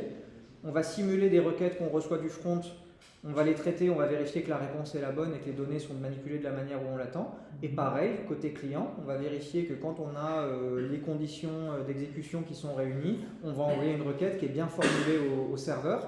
Et après, entre les deux, on peut avoir des outils comme Swagger, ou enfin en tout cas tout ce qui permet de faire des tests de contrat qui vont vérifier que quand on reçoit un certain jeu de données, on va bien avoir la réponse qui est formatée de la manière qu'on l'attend. En fait, ce n'est pas un seul type à chaque fois, on va avoir dans certains endroits du système des tests unitaires, dans un autre on va avoir besoin de tests d'intégration, et ensuite des tests de bout en bout. Il n'y a pas un test qui est meilleur que les autres, c'est juste que chacun a sa propre utilité, et on va donc chercher à maximiser les tests unitaires parce qu'ils ne sont pas chers, parce que c'est eux qui répondent aux besoins métiers, mais ils ne remplacent pas le besoin de tests d'intégration et de tests de bout en bout. Ils sont complémentaires en fait, oui. Ouais, par rapport justement à cette question-là, nous on a eu des arbitrages à faire entre les tests unitaires et les tests d'intégration dans un contexte d'application de gestion. Il y a énormément d'intégration vers des systèmes de la DSI qui sont quand même des systèmes externes, mais avec très peu de code métier. Donc nous on a eu des problématiques d'arbitrage. Est-ce qu'on fait plus de tests unitaires, plus d'intégration? Et le choix qu'on a fait, c'est d'orienter plus vers des tests d'intégration, parce que justement, notre orchestration, c'est très peu de pur métier, mais beaucoup d'intégration. On ne voyait pas beaucoup d'intérêt sur les gros parcours métiers à moquer, 13 systèmes externes pour avoir un test unitaire, juste en manipulant des chaînes de caractères et des tableaux. Je comprends. Et sur certains de ces cas-là, on se dit, ok, autant appeler la base de données et dépenser finalement tous les effets de bord qui sont, ça met plus de temps à développer, c'est coûteux et c'est plus de point of failure. Parce que finalement, les tests unitaires. Oui et non, parce qu'en fait, il y a un truc qui est vachement clé, je trouve, dans ce que tu as dit avant, c'est que ces dépendances externes ont très peu de notions métiers. Et donc, du fait qu'elles ont très peu de notions métiers, en fait, ça ne sert à rien d'aller faire trop de tests unitaires dessus. En plus, si tu commences à mettre des mocks sur toutes tes dépendances, le jour où tu as une dépendance qui change, il faut changer le mock. Donc, l'avantage de tester par scénario, tu ne l'as pas. Parce que ton test est couplé à l'implémentation du code. Et donc, partant de là, je pense que c'était une bonne décision. Parce que, je pense que là, de ce que tu me décris, j'aurais fait pareil, justement, pour les raisons qu'on vient de dire. Du coup, notre pyramide de tests, c'est plus un truc concret. Ouais, mais là, peut-être que c'est l'archi global qui est à repenser dans son ensemble, parce que si tu as 13 dépendances pour un seul test unitaire, il faut se demander vraiment quelle est la valeur de ton truc là. Est-ce qu'il n'y a pas moyen de tout rassembler, ou est-ce qu'il n'y a pas moyen de mettre des façades, par exemple? Ton métier, c'est l'orchestration, en fait, de choses. Absolument. C'est de l'orchestration. Donc la logique du métier que tu vas tester, le domaine métier, ce sera de l'orchestration. Et tu peux tester ça très uniquement. Mais après, c'est effectivement, tu as besoin de tester l'intégration parce que. En fait, je vais appeler le back-office 3 fois pour, par exemple, pousser un calcul de tarif, ensuite demander le salaire enseignant, ensuite demander l'édition d'une facture, ensuite. Et souvent, on avait du mal à voir l'intérêt à moquer, à faire des tests unitaires sur Julien du serveur. Et ben là, dans ce que tu décris là, je pense que ouais, ça me semble aussi important, mais peut-être que faire une façade, tu vois, qui elle va être responsable uniquement de faire tous les appels pour récupérer les données et qui va ensuite construire un objet métier qui lui va pouvoir être fourni en doublure à ton test unitaire, peut-être que si tu as un traitement à faire sur cet objet-là, peut-être que ça peut être intéressant. Et qu'après tu fais tes tests d'intégration uniquement depuis ta façade vers les différents systèmes. Et que tu considères que quand tu es dans ta frontière là, ton objet, tu considères qu'il a été bien construit, voire même tu utilises des mécanismes comme des typages très forts, un peu dans l'esprit de la prog fonctionnelle, donc avec des types qui ne peuvent pas être invalides, qui vont forcément être bons, et tu donnes à la responsabilité de ta façade uniquement d'aller contacter les différents systèmes et de construire cet objet, et c'est sur cet objet-là que tu vas fournir à ton test unitaire que tu fais tes tests unitaires. Enfin, je connais pas ton métier, je connais pas le truc, juste de ce que tu me dis, c'est ça que ça me évoque. C'est un service applicatif qui fait de l'orchestration clairement avec des interfaces dans le domaine, et finalement on se dit est-ce que ça a l'intérêt de moquer toutes les interfaces du domaine, mais finalement l'objet en sortie fait partie des tests.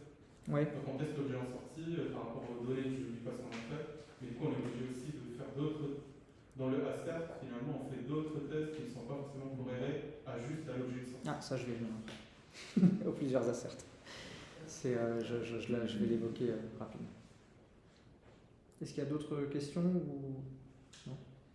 Je vais passer donc à quelques bonnes pratiques qui n'ont pas vocation à être exhaustives, mais en tout cas qui, je pense, apportent pas mal de valeur. Donc le premier, c'est un acronyme, comme souvent dans notre domaine, donc les principes FIRST, qui vont nous donner 5 principes. Le premier, c'est F pour FAST. Donc là, les tests, premier critère qu'on attend d'eux, à part le fait qu'ils soient fiables, c'est qu'ils soient rapides pour qu'on puisse les exécuter le plus fréquemment possible et qu'on réduise donc la boucle de feedback. I pour isoler. Donc là, il faut isoler les erreurs, les bugs, et il faut qu'il ait en fait le moins de raisons d'échouer possible pour que comme ça, à chaque fois qu'on a un test qui échoue, la source du problème est le plus clair possible. Et ensuite aussi, on peut exécuter les tests dans l'ordre qu'on veut. On ne doit pas avoir des tests qui créent des données dans la base de données qui vont ensuite être récupérés par le test d'après. Parce que, outre le fait que ça fait un couplage très fort entre plusieurs entités différentes qui vont ici être les tests, ça fait que déjà on ne peut plus paralléliser l'exécution. Et donc le temps d'exécution va forcément être plus élevé et on va violer le premier principe.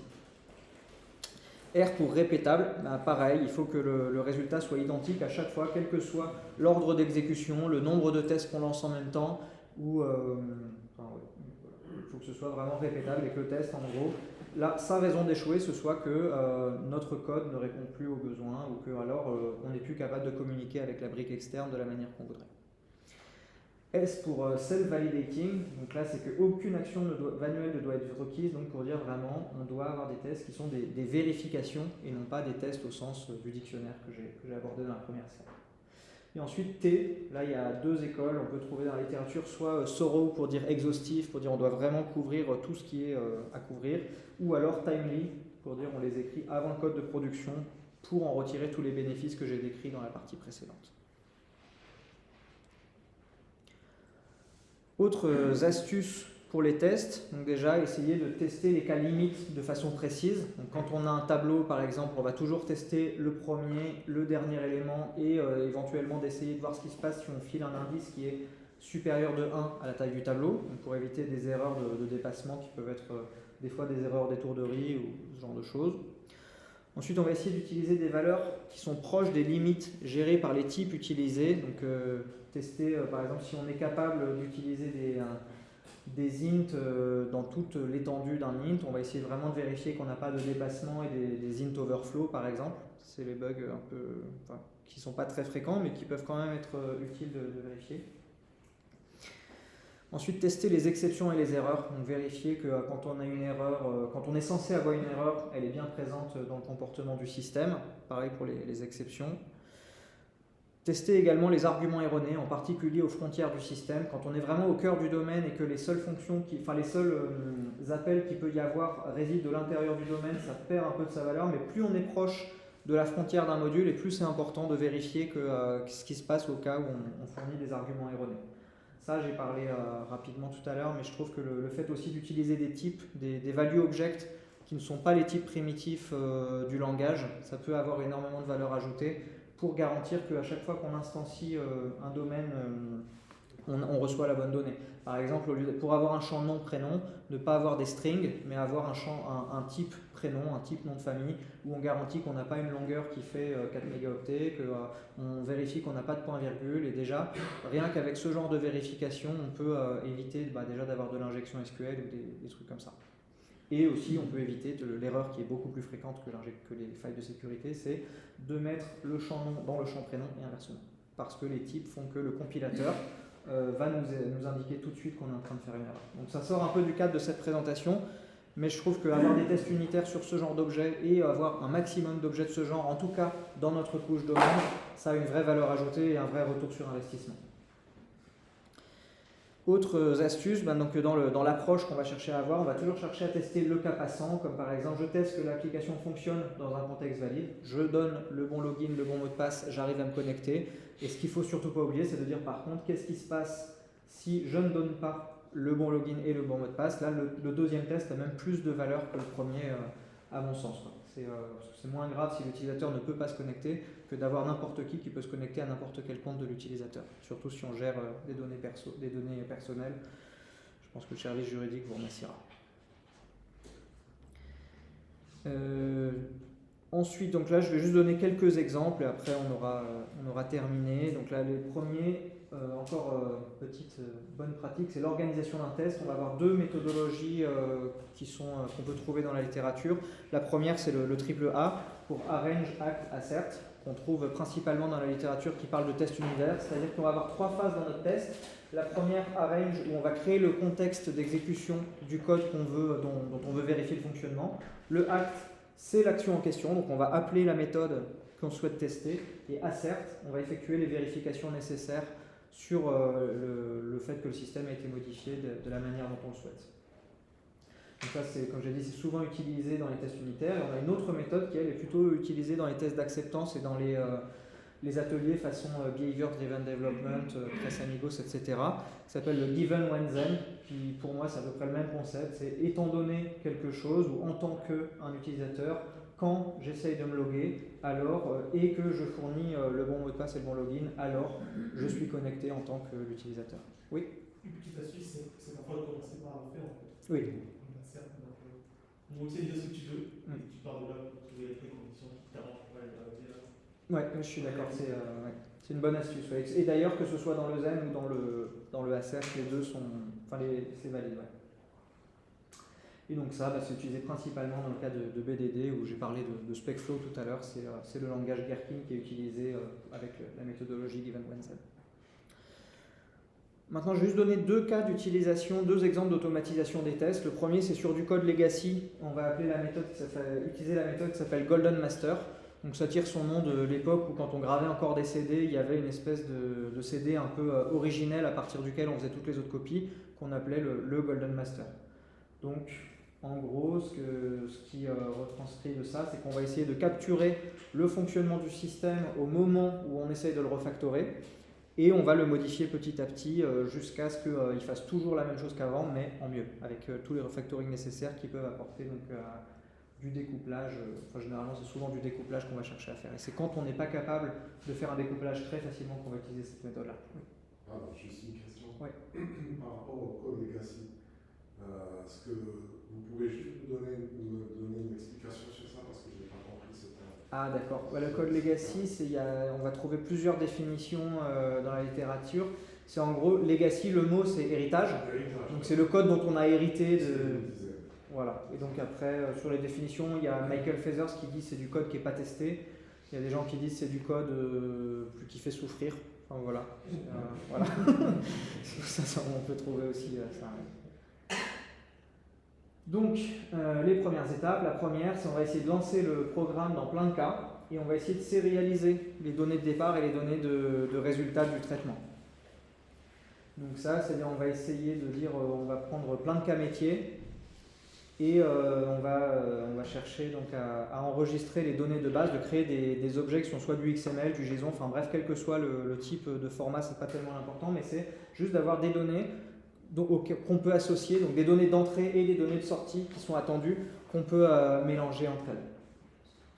Ensuite, on va commencer à implémenter le traitement dans sa nouvelle implémentation. Donc on effectue le refactoring, mais en parallèle du fonctionnement actuel du code.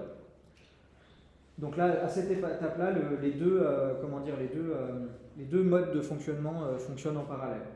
Ensuite ici, on va coder un test qui appelle nos nouveaux objets, donc la nouvelle implémentation, avec des données initiales. Et on va donc vérifier que le résultat qui est sérialisé par la nouvelle implémentation est identique au résultat qui était fait par l'ancienne implémentation. Cette étape-là peut évidemment être faite en TDD, ça, il n'y a aucune contre-indication, mais même si vous êtes dans un cadre où il n'y a absolument aucun test, il faut juste être capable de sérialiser les données d'entrée, les données de sortie, même si ça veut dire faire une requête en base de données ou quoi que ce soit. Et ensuite, on va donc vérifier que là, actuellement, on a deux implémentations qui fonctionnent en parallèle dans notre système. Ensuite, après, on va refactorer cette nouvelle implémentation. On va remplacer les anciens appels par les nouveaux. Donc on supprime seulement une fois qu'on a garanti que le nouveau code fait exactement la même chose que l'ancien. C'est seulement à ce moment-là qu'on va supprimer l'ancien code. Et c'est tout. C'est quoi ça? Ensuite, donc c'était tout. Donc la méthode Golden Master, en gros, on crée le filet de sécurité des tests, on code la nouvelle implémentation, on vérifie que on donne les données d'entrée, les anciennes données d'entrée au nouveau code, et on les vérifie avec les données qu'on avait sérialisées en générant des objets ou des fichiers à partir de l'exécution de l'ancien code. Petite anecdote amusante, le Meetup est né lors d'une session où Nicolas Verino présentait la technique du Golden Master à l'Agile Tour. D'accord. Il a dit j'aimerais bien lancer un truc, et puis dans la salle il y avait plein de gens enthousiastes. Du coup ça a créé le groupe. Quelques mois. D'accord. Cool. Ça doit être une session intéressante parce qu'il y a pas mal de manières de faire ça, et donc je pense qu'il y a plein de techniques à voir. Autre exemple que j'avais, donc si on veut, il y a plusieurs étapes. La première, ça va être le refactoring. On va commencer à essayer de comprendre le code, de le rendre testable grâce aux abstractions. Donc, comme je le disais avant, remplacer tous les appels en dur à la base de données par des appels à des implémentations d'interface qu'on va pouvoir changer dans les tests. Ensuite, on va essayer de coder les tests qui valident le comportement existant. Donc ça, c'est important pour... même si c'est du test after, c'est important des fois d'avoir cassé les abstractions pour pouvoir faire des tests qui soient au plus près du code qu'on veut tester. C'est pour ça que là, je ne parle pas de coder les tests avant de changer le code de prod, parce que des fois, c'est juste impossible d'aller se brancher à l'endroit qu'on veut, et on est d'abord obligé de modifier le code de prod pour pouvoir faire en sorte qu'on puisse fournir des doublures. Ensuite, on va donc séparer en méthode et en classe les différentes parties du traitement. Donc on va essayer de respecter les principes solides, principe responsabilité unique notamment, et on va utiliser des techniques de refactoring comme extract method. Donc ça, c'est des techniques. Le solide, c'est issu du bouquin de Clean Code de Robert Martin, et donc tout ce qui est technique de refactoring, vous pouvez trouver dans le bouquin du même nom de Martin Fowler. Ensuite, après, une fois qu'on a commencé à pouvoir introduire des tests qui sont au plus proche et qu'on a déjà fait les premiers refactoring, ça peut être intéressant quand on a des bugs qui apparaissent, de coder des tests qui reproduisent le bug. Donc le test va forcément échouer parce que le assert représente le fonctionnement correct et non pas le fonctionnement de l'application. Et donc, une fois qu'on a fait ce refactoring-là, on va commencer à modifier le code de production jusqu'à ce que le test fonctionne, en évitant bien évidemment de casser les autres. Et ensuite, là, une fois qu'on a réussi à résoudre le bug, on va pouvoir utiliser les tests qu'on a utilisés pour garder la validation du comportement métier tout en permettant le refactoring qui nous garantit qu'on augmente la qualité du code sur lequel on est en train de travailler. Donc ça, c'est une méthode qui peut être vraiment utile aussi dans un contexte legacy où on va utiliser en fait chaque ticket de bug comme une opportunité d'aller améliorer la qualité du code existant. Donc on ne peut pas forcément le faire toujours à toutes les étapes du cycle de vie d'un projet, mais quand on est sur une phase où on peut se permettre d'investir du temps dans la qualité, on peut utiliser justement ces tickets Jira ou Confluence ou quel que soit l'outil que vous utilisez pour pouvoir se forcer en fait à dire que chaque test chaque correction de bug doit produire du code qui est testé et qui est de meilleure qualité que le code qui a produit ce bug. Et voilà, donc ça peut être une méthodologie à mettre en place pour ça. Voilà, donc là j'ai terminé, et donc ma conclusion sur les tests automatisés, c'est qu'il faut faire attention au fait qu'ils ont de valeur que si on les exécute régulièrement. Donc des tests automatisés qu'on lance une fois par semaine n'auront pas la même valeur que des tests qu'on lance une fois par jour, qui eux-mêmes n'auront pas la même valeur que des tests qu'on lance plusieurs fois par heure ou même toutes les quelques minutes. Voilà, merci beaucoup à vous pour votre attention et pour les questions. Et si vous avez d'autres questions sur la présentation ou sur d'autres choses, ou des remarques, si vous avez envie de partager votre expérience au quotidien. Ouais. Les tests d'intégration, est-ce que vous les faites dans tous les environnements ou vous les réservez pour la plupart des concepts? Ah non, dans tous les environnements. Donc, par le principe que l'environnement dev doit être aussi carré que les autres. Moi, oui. Je considère, mais c'est vrai que genre avoir des environnements stables, c'est une vraie problématique dans certaines organisations. Et le problème, c'est que, en fait, en n'ayant pas un seul environnement qui est ISO-prod, là, il faut que l'infra soit consciente qu'elle a sa responsabilité aussi dans le fait qu'il peut y avoir des bugs qui se jouent jusqu'à la production. Donc oui, je suis conscient que ça peut être une grosse problématique. Et là, il n'est pas toujours du ressort du développeur, même si là, tout le reste de la présentation, il est vraiment axé pour les développeurs. Là, effectivement, là, c'est un peu en dehors du contrôle. Mais peut-être qu'on peut... par exemple, en .NET, je ne sais pas dans quelle technologie vous travaillez, mais moi, j'utilise des variables d'environnement dans mes tests.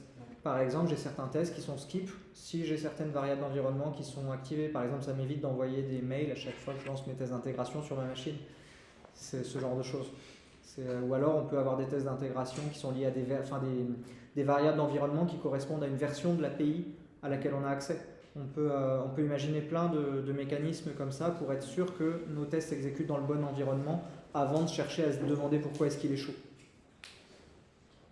Généralement, on gère ça via une config avec les différents environnements et mettre ces variables dans une config. Mais parfois, c'est un peu compliqué, notamment en Java, en Spring, la config, il y a tellement de manières de faire, il se surcharge, je ne sais plus lesquelles arrivent en premier, c'est pas rare de se pencher un peu dessus.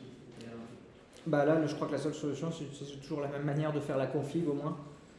Et généralement, si vous pouvez même la versionner avec le code, avec des fichiers JSON qui sont livrés dans le même repo, qui vivent dans le même repo que le code de prod, ça peut être intéressant. Et avant, avec Marc, vous avez parlé des tests unitaires par un autre développeur dans un hyper coding. Est-ce qu'on peut aussi imaginer un peu un guide, une aide pour certains développeurs moins expérimentés pour un peu les aider à faire une feature en peu d'autonomie, sans les laisser tout seul, mais peut-être en amont, on discute un peu du design, on discute du problème, et puis on écoute les tests ensemble, et puis on laisse le développeur essayer de le faire seul, mais c'est pas forcément une bonne approche. Alors, si tu attends de ton développeur qu'il apprenne le TDD et que tu le laisses en autonomie, tu vas avoir des problèmes. C'est pas quelque chose qui, je pense, c'est quelque chose qui nécessite vraiment un accompagnement serré. Et c'est en fait, tout dépend de la marche, de la hauteur de la marche que tu veux faire franchir à ton équipe. Si c'est une petite complexité, que c'est par exemple, je sais pas, moi j'encadre des apprentis par exemple, il y a certaines choses où je sais que en autonomie, ça peut marcher, et il y en a d'autres où je sais que je vais tout de suite aller en pair programming avec parce que je pense que on gagnera du temps plutôt que de devoir faire plein d'allers-retours. Après, sinon, d'une manière générale, tout ce que j'ai pu dire là sur les tests automatisés, je me base quand même en tant que gros fan de extreme programming, et donc tout ce qui est pair programming, TDD, tout ça, c'est des méthodes dans lesquelles je crois assez fortement, et quand j'ai l'autonomie de le faire, je le mets en place, y compris pair programming, pas forcément systématique, parce qu'après, il y a quand même aussi d'autres problématiques, notamment la différence de niveau entre deux développeurs qui peut des fois générer une petite frustration d'un côté ou de l'autre, ou ça, mais en tout cas, je suis assez convaincu sur la notion d'ownership du code, d'avoir du pair programming, où on peut se permettre de skipper les code review, ou bien de les passer en tout cas beaucoup plus vite. Mais on va dire, là, ça sort complètement du scope des tests automatisés. Ouais. Moi, j'ai une question par rapport à l'aspect justement startup.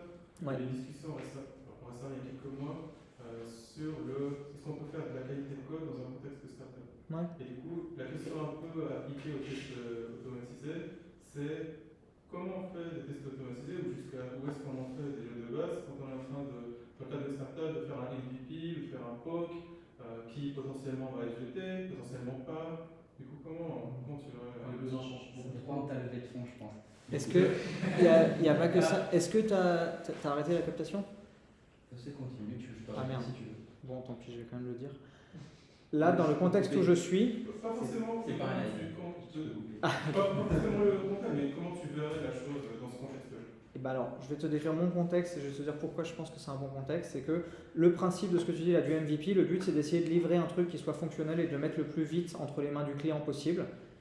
Et pour ça, là, mon client, avant de faire appel à moi, il a fait, je pense, un choix que j'aurais pas fait et qui finalement, rétrospectivement, à mon avis, était le meilleur choix qu'il pouvait faire, c'est de faire du no-code. D'arriver en fait à fournir une appli qui va certes pas être forcément super maintenable, super customisable et tout, mais qui permet en quelques semaines de mettre entre les mains de clients potentiellement payants un produit pour vérifier qu'il va répondre à leurs besoins métiers ou pas. Donc ça a permis d'itérer très vite. C'est ce qui fait, à mon avis, c'est la décision qui fait que la start-up qui vend des trucs aux restaurateurs et qui s'est lancée en février 2020 vit toujours. Je pense qu'en fait, le MVP, tu peux te permettre de négliger la qualité, parce que là, un produit no-code, j'estime pas que c'est un produit de qualité sur lequel tu vas pouvoir itérer, le garder ad vitam aeternam avec une évolutivité super simple et tout. C'est un truc où tu as des couplages forts qui sont énormes, tu as très peu de la main sur la modularité des données. Bref, il y a plein de problématiques qui font que pour le long terme, à mon avis, c'est très complexe. Par contre, dans le cadre d'un MVP, je sens que c'est parfait, tout simplement parce qu'en fait, celui-là de MVP, tu es obligé de le jeter. Contrairement à tous les MVP qui vont en prod et qui, au final, on est obligé de se taper toute la dette technique qu'on a contractée pour pouvoir le livrer vite et qu'on va devoir se traîner pendant longtemps. Donc là, on a une période un peu compliquée d'un point de vue business parce qu'on ne va pas pouvoir ajouter de nouvelles fonctionnalités comme à chaque fois que tu as un produit que tu remplaces par un autre. Mais au moins, on a des clients payants qui utilisent ce produit-là, qui apportent des revenus et qui permettent de financer le produit qui, là, est développé en TDD avec de l'intégration continue grâce à Marc. Et voilà. Donc, je pense que le MVP, tu peux te permettre de faire le MVP que tu veux, mais le problème, c'est que le piège, c'est qu'à chaque fois, il n'est jamais jeté, quoi. Je voudrais compléter, Ouais, c'est peut-être l'un des meilleurs contextes pour commencer en TDD, oui. parce que quand tu sais que tu vas le jeter, ouais. Tu peux vraiment partir de zéro, et TDD ça marche vraiment mieux quand tu es de zéro. Oui, pour apprendre le TDD, effectivement, c'est le meilleur cadre. Le TDD, c'est important, et on oublie souvent, on pense souvent beaucoup à la technique, mais ce qui est important dans une équipe de développement, c'est la connaissance métier, la connaissance des problèmes, ce que tu vas faire, ce que tu ne vas pas faire, et pour moi, c'est vraiment un bon fondement. Ouais, je suis tout à fait d'accord. Comme j'ai dit, c'est pas le choix que j'aurais fait à la base et en fait, je trouve que c'était rétrospectivement un très très bon choix. Sur le no-code, on s'est fait challenger. Nous, on s'est challengé par un collègue qui n'est pas technique à la base. Pourquoi on fait pas de no-code? Pourquoi on fait pas de no-code? Et finalement, on a testé de faire du no-code et clairement, je pense qu'il faut en intégrer à des deux différences. C'est clairement dans un projet MVP, ça s'y prête. Et sur ton contexte d'orchestration, peut-être qu'il y a une question à se poser aussi. Quand tu fais que de l'orchestration et que tu as besoin juste d'intégrer des briques externes, le no-code te propose souvent des briques déjà préconçues pour aller te connecter avec plein de systèmes. Si jamais il y a mon voisin de bureau ici, il fait non pas ici, il n'est pas là, je lui ai déjà fait la presse avant. Par contre, on a fait un peu qui intègre des données dans une base de données relationnelle, on va l'utiliser du no-code. C'est vraiment depuis que j'ai un peu touché, je trouve que c'est un outil où quand on n'a pas forcément des règles métiers extrêmement complexes à mettre en place, ça peut permettre de livrer très vite des produits qui apportent une valeur à nos clients. Moi, je vous propose de clôturer. Si vous avez encore des questions, n'hésitez pas à solliciter Tout à fait. Edouard pendant le moment de convivialité. Je vais vous afficher 2-3 bricoles je te laisse à propos du meet-up. Et hop. Donc là, je vous laisse ça. Voilà. Hop. Oula. C'est énorme. Il m'a mis une police, il m'a mis une résolution ridiculement minuscule. On va voir ce qu'on peut en faire. Tac. Je vois même pas ce que je fais. Vous voyez quelque chose? Ah ouais. Putain, c'est incroyable. Ah mais là j'ai une résolution de genre 8000K. C'est incroyable. Hop. Ah voilà. On va réduire un peu ça. Oh putain, il est sur l'autre fenêtre. Alors bon, j'ai la chance, c'est un Mac, on peut zoomer. Hop. Là. Oui, non, je pense que c'est plutôt la résolution de ce truc-là. Il clone la résolution en fait sur le truc. Hop, optimize. Je crois que si je fais ça, ça va être un peu mieux. Ah, c'est mieux, voilà. Je suis plus content. Hop. Et Il est là. Ok, donc c'était le Meetup Software Crafter. Je sais pas comment on enlève ce truc, c'est pas grave. Alors je vous propose d'aller sur ce lien-là. C'est un petit questionnaire pour les prochaines sessions. Vous pouvez aller, ça fait un lien sur un GitHub, sur une discussion GitHub. Vous pouvez voter si vous avez un compte GitHub. Et on vous propose des thématiques. Alors c'est loin d'être exhaustif, hein, il ne faut pas hésiter à faire un commentaire. Et du coup, si vous avez aussi envie de proposer des présentations comme Edouard, n'hésitez pas. Ça peut prendre tout un tas de formats. Là, on était sur un format long, mais ça peut être des formats de 30 minutes par exemple. On peut faire des formats de forum ouvert, on peut faire des formats on peut faire des coding dojo, on en avait fait, je pense qu'on va en refaire. Voilà, n'hésitez pas, ça peut être des discussions un peu ouvertes comme on a eu là sur des tables rondes, des choses comme ça, sur les thématiques du no-code par exemple, ça peut être une thématique très, très intéressante dans notre métier. Donc voilà, je vous laisse encore le lien un petit moment. Et puis, du coup, la slide d'après, je vous mets les liens généraux pour accéder aux informations du Meetup. Bon, je pense que vous êtes déjà arrivé sur le site par meetup.com. Mais aussi, on a un compte Twitter et là, j'ai créé tout à l'heure à l'arrache un dépôt Git où on va pouvoir rajouter quelques informations et faire les propositions de talk dessus, en utilisant directement GitHub. Vous retrouverez sur ici, vous retrouverez le. Ouais, mais en même temps, vous voyez pas le lien. Vous retrouvez le lien. J'ai mis aussi un commentaire sur la page Meetup où il y a le site. Vous pourrez retrouver. Voilà, donc sur Twitter, c'est @swcraftstras et en général, quand on poste sur LinkedIn, on utilise swcraft comme hashtag. Et maintenant, vous pouvez vous servir sur le buffet et discuter entre vous et nous solliciter.